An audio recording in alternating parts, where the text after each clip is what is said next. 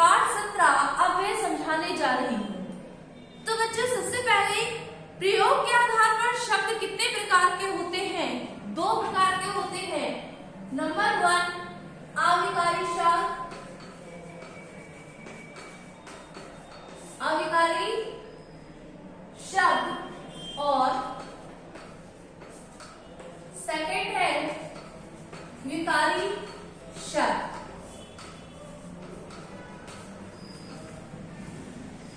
विकारी शब्द वे होते हैं जो संज्ञा, सर्वनाम, लिंग, वचन व क्रिया के अनुसार बदलते रहते हैं। इन्हें हम क्या कहते हैं? विकारी शब्द कहते हैं।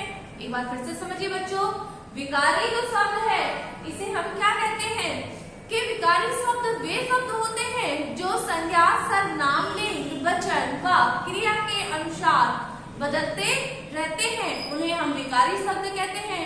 और अविकारी शब्द जो है, अविकारी शब्द क्या कहलाते हैं? अविकारी शब्द या अव्यय वे शब्द होते हैं जो संज्ञा, सर्वनाम, क्रिया, काल या वचन के अप्रभावित रहते हैं, अर्थात वह इनके अनुसार भी बदलते नहीं हैं, वे अविकारी शब्द कहलाते हैं। जैसे मेज पर पुस्तक रखी है, मेजों पर पुस्तकें रखी हैं। उपयुक्त वाक्यों में मेज, पुस्तक तथा रखी है विकारी शब्द है। ये शब्द संज्ञा, वचन व लिंग के अनुसार बदलते रहते हैं, परंतु एक शब्द पर हर लिंग एक लिंग व वचन से अप्रभावित रहते हैं। यह एक अव्यय या अविकारी शब्द है। अविकारी शब्द या अव्यय 4 प्रकार के होते हैं। कौन कौन से? क्रिया विशेषण, संबंध बोधक, विस्मयादि बोधक, समुच्चय बोधक। तो ये आपके 4 प्रकार के हो गए अविकारी शब्द या अव्यय। अव्यय का अव्यय 4 प्रकार के होते हैं।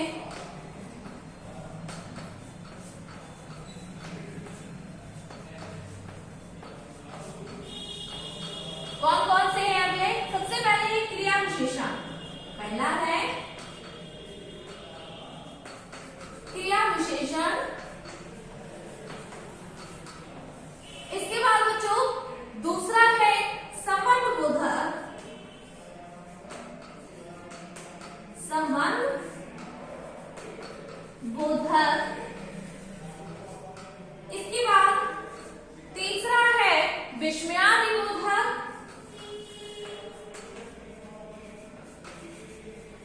विस्मयादि बोधक। और चौथा है समुच्चय बोधक। समुच्चय बोधक।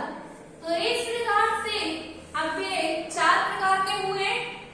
क्रिया विशेषण, संबंध बोधक, विस्मयादि बोधक और समुच्चय बोधक। अब सबसे पहले पढ़ेंगे हम क्रिया विशेषण। क्या पढ़ेंगे आप लोग? क्रिया विशेषण। क्रिया विशेषण के 4 भेद हैं। कालवाचक क्रिया विशेषण, स्थानवाचक क्रिया विशेषण, रीतिवाचक क्रिया विशेषण और परिमाणवाचक क्रिया विशेषण। कालवाचक क्रिया विशेषण। काल समयवाचक अर्थात बताने वाला, वे काल ही आए हैं, वे कल ही आए हैं, उसके पास हमेशा समय की कमी रहती है। तो उपयुक्त वाक्यों में रंगीन शब्द काल अवधि से परिचायक है। जो क्रिया विशेषण बात बता रहे हैं, इसलिए ये कालवाचक क्रिया विशेषण है। अतः जो शब्द क्रिया की काल संबंधी विशेषता का बोध कराते हैं, उन्हें कालवाचक क्रिया विशेषण कहते हैं। इसके बाद है बच्चों स्थानवाचक क्रिया विशेषण। जो शब्द क्रिया के होने का स्थान संबंधी विशेषता का बोध कराते हैं, उसे हम स्थानवाचक क्रिया विशेषण कहते हैं। इसके बाद है रीतिवाचक क्रिया विशेषण। तो वे शब्द जो क्रिया के होने की विधि बताते हैं, वे शब्द जो क्रिया के होने की विधि को बताते हैं, उन्हें हम रीतिवाचक क्रिया विशेषण कहते हैं। जैसे तुम ध्यान पूर्वक अपनी पढ़ाई करो। इसके बाद है नेक्स्ट परिमाणवाचक क्रिया विशेषण। परिमाणवाचक क्रिया विशेषण की परिभाषा, वे क्रिया विशेषण शब्द जिनमें क्रिया के परिमाण का बोध होता है उन्हें परिमाणवाचक क्रिया विशेषण कहते हैं। जैसे थोड़ा थोड़ा, न्यूनाधिक, कम ज्यादा आदि। विशेषण और क्रिया विशेषण में अंतर, गीता अच्छा गाती है ये क्रिया विशेषण है और गीता अच्छी लड़की है ये विशेषण है। इसके बाद है बच्चों संबंध बोधक। इसके बाद है अगला टॉपिक संबंध बोधक। तो संज्ञा तथा सर्वनाम शब्दों का संबंध वाक्य के अन्य शब्दों के साथ जोड़ने वाले शब्द संबंध बोधक अव्यय कहलाते हैं। संबोधन के भेद, तो अर्थ की दृष्टि से अव्यय निम्न रूपों में प्रयुक्त होते हैं। तो इसमें कितने बताए गए हैं? 10 भेद बताए। कौन कौन से? संबंध बोधक रूप में ऊपर नीचे बाहर भीतर आदि, काल बोधक में पहले बाद आगे पीछे आदि, दिशा बोधक में पास निकट समीप सामने आदि, साधन बोधन में द्वारा जरिए निर्मित आदि और हेतु बोधक में शिवा अलावा अथवा रहित आदि। इसके बाद संबंध बोधक में क्षमता बोधक रूप में जैसे अनुसार, समांतर है, तुल्य आदि। इसके बाद तुलनात्मक रूप में जैसे अपेक्षा, तुलना के आगे आदि। इसके बाद है सहचरवाचक, के साथ, के संग या के सहित। इन तीनों का प्रयोग हम किसमें कहते हैं? सहचर, अर्थात साथ के जो अर्थ में प्रयोग किया जाता है उसे सहचर कहते हैं। अब इसके बाद है बच्चों संबंधबोधक अव्यय और क्रिया विशेषण में अंतर।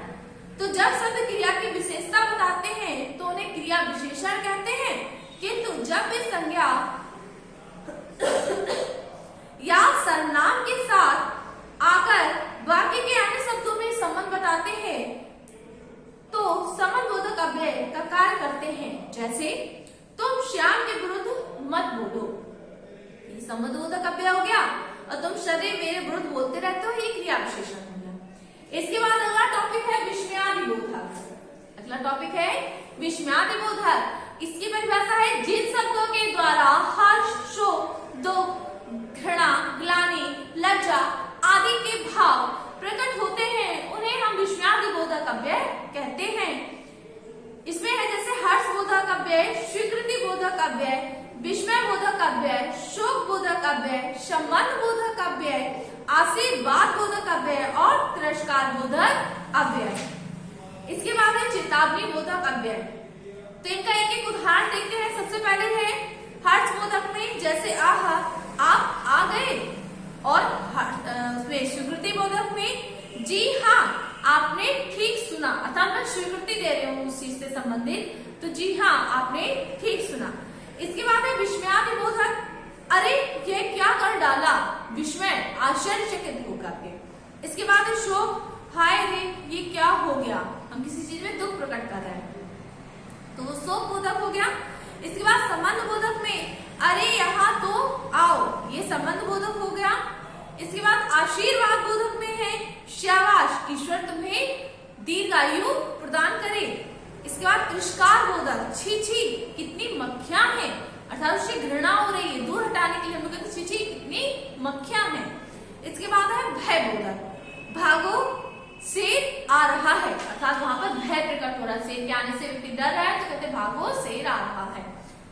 इसके बाद है चेतावनी बोधक, वाक्य के आरंभ में चेतावनी सूचक शब्द सावधान, जैसे हटो पीछे गड्ढा है, चेतावनी दे रहे ना कि यहाँ पर आपको हानि हो सकती, तो उसको चेतावनी देकर दूर करना, हटो पीछे गड्ढा है। इसके बाद बच्चों हम बात करते हैं समुच्चय बोधक। समुच्चय बोधक क्या है?